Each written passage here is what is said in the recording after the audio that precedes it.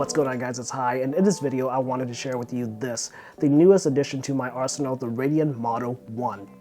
At this point, I've only live fired this gun one time at the range, putting 70 rounds, so I haven't had too much time with it, and this video isn't going to be so much of a full review, but a first impressions and just, the current state of the build. First, let's start at the tip. This firearm comes with a Silencer Co. ASR muzzle brake. This brake doubles as a suppressor mounting platform. I don't personally use this platform and invested in dead air, so we'll be replacing this ASR brake with a dead air Xeno brake.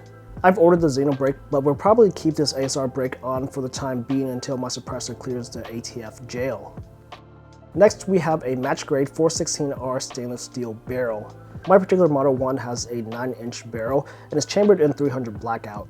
This is the only barrel length currently offered for 300 Blackout. If you want other barrel lengths, Radian does offer that, but only chambered in 223 Wild. With the Model 1s, Radian guarantees sub-MOA accuracy with Black Hills match grade ammo for both calibers. That's great, but that's more so something that should be expected considering the price of the Model 1, which currently sits around $3,000 depending on barrel length and color options. Moving on, we have an M-LOK handguard with a proprietary lockup system, and that's because the Model 1 does use a proprietary vented milled out barrel nut. This does mean that you're stuck with this handguard until someone makes something that works with this barrel nut, unless you want to change everything out. Further back, we have the billet upper and lower receiver. As you can see, the Model 1 does have a proprietary milled design.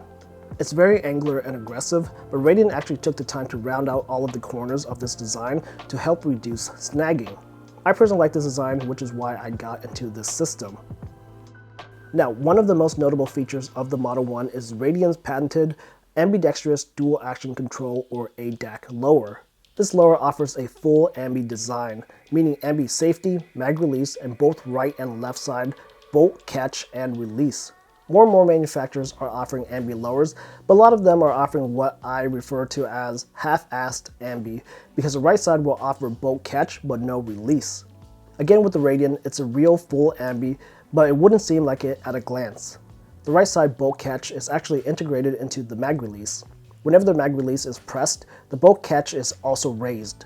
I believe this is a patented design, which is why you don't see any other manufacturers offering this. The idea behind this is that it helps to decrease the time that it takes to clear malfunctions. With this, you drop the mag and lock the bolt back in one move rather than two separate actions. This is definitely new to me and will require some training, but I'm here for it. When buying a Radian firearm, you get all the typical Radian parts. This includes the Radian Raptor charging handle. This particular one is the SD version, which is designed to reduce gas back at the shooter during suppression. As previously mentioned, I do plan to suppress this gun, so this is an added benefit considering that this is a direct impingement gun. This firearm also comes with the Radian Talon safety selector. I have this on a few firearms and no complaints. They work as they should and look pretty good. This safety allows you to choose between a 45 and 90 degree throw. Mine is currently set to 45. In terms of the trigger, I've seen Model 1s come with a few different kind depending on when you buy it. Most recently, the Model 1 comes with Radian's own Vertex trigger. I personally decided to drop a TriggerTech adaptable flat face trigger in my lower. Again, I haven't done too much live firing with this gun, so I'll hold off on any hard comments, but it's good so far. This seems like a really nice trigger. Fit and finish alone is the best that I've seen with any AR trigger. Moving to the back of the gun, if you buy a Model 1 rifle, it'll come with a buttstock and a nice fluted buffer tube, but if you buy a pistol, it'll come with an SB Tactical SB-A3 and with a normal looking buffer tube. I personally don't like the SB-A3s, so I took that off and installed a Gearhead Works Tailhook Mod 2. I personally think that this is the best brace on the market for those times when you accidentally and occasionally shoulder a brace, and especially if you actually want to use a brace as a brace. The various tail hooks are the best in my opinion. I used them on a few different firearms. Then to hold the buffer tube in place, there's the Radian lightweight end plate, and I added the Spikes tactical lightweight castle nut just to spice things up a bit, and just look at that lockup. With the tail hook fully collapsed, I essentially have all the threads hidden. It's always annoyed me how the buffer tube threads are typically exposed, so this is a good setup for me.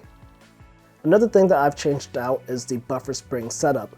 Instead of the H2 buffer and spring that comes with this system, I'm running the H2 Armor Spec Stealth recoil spring. A recoil spring is just one of those things that I've always wanted to try in an AR, so I thought this would be a good build for that. Finally, we have my optic. I currently have the Vortex Razor HD Gen 2 1:6 scope on my Model 1.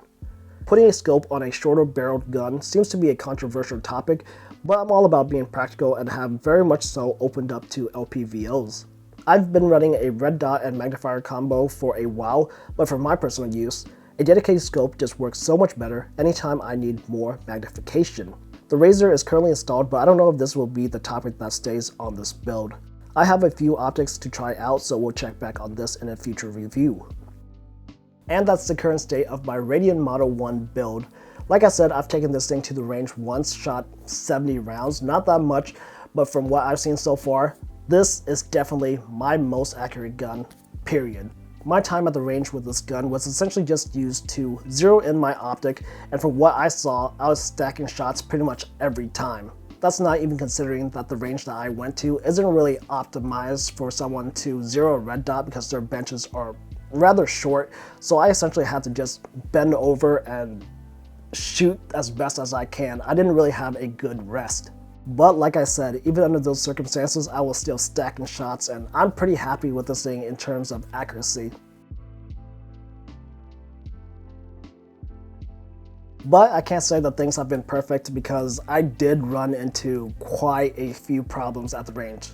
During the zeroing process and just live fire in general, I did notice a good amount of failures.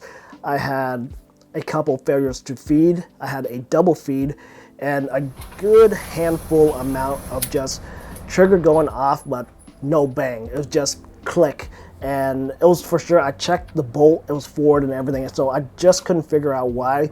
At this point, I'm willing to chalk it up to ammo because I was shooting Freedom munitions, and I know for sure one of the bullet itself, I examined it and it was all loose, spinning around and stuff, so I'm willing to chalk it up to ammo. But for the price of this firearm at the moment, to have, you know, within my first 70 rounds, I had maybe 10 failures. That's not a good thing. But like I said, I'm willing to give the benefit of the doubt to Radian right now, because if you look up reviews on this Model 1 firearm in general, a lot of people are going to say that the tolerances are like crazy. The upper and lower match up so well that it's so rigid and everything. And I can definitely say that's true, because this is like the tightest lockup between upper and lower that I've ever seen in an AR. And I think if we think about that, that just kind of says that Radian's tolerances are so tight, so maybe that can cause failure until you break the gun in and things start, like, you know, grinding itself and like wearing in. So again, I'll give Radian the benefit of the doubt and kind of put some of the blame on Freedom Munitions, because I did see that some of the ammo was definitely not right. All I can say right now is big fingers crossed, because for the amount of money that went into building this gun, all of the failures are definitely disheartening, but I've definitely had firearms that gave me a lot of, like, let's say 10% failures, but after just shooting a certain couple hundred rounds, things become flawless. So I'm hoping that this is what it's going to equate to. And with that, let's just end this first impressions here. I'm definitely going to be ordering more ammo, a wide variety, and testing them out just to make sure that this thing works properly. And in the future, I'll drop a full, proper review of this firearm, maybe update a few things. So definitely come back for that. If you've enjoyed this video, I'd appreciate it if you can give it a thumbs up. Comment down below any thoughts or questions that you may have. Don't forget to subscribe to this channel for more content like this to come and for that future review. If you want to further support my work, consider hitting the join button down below and become a member of this YouTube channel. Also consider being a patron on Patron. YouTube is pretty anti-2A, so all the time, effort, and money put into making this video is likely never going to be recouped. So anything that you guys can do to help would be greatly appreciated. Again, just thanks for watching this video, and I'll see you guys in the next one.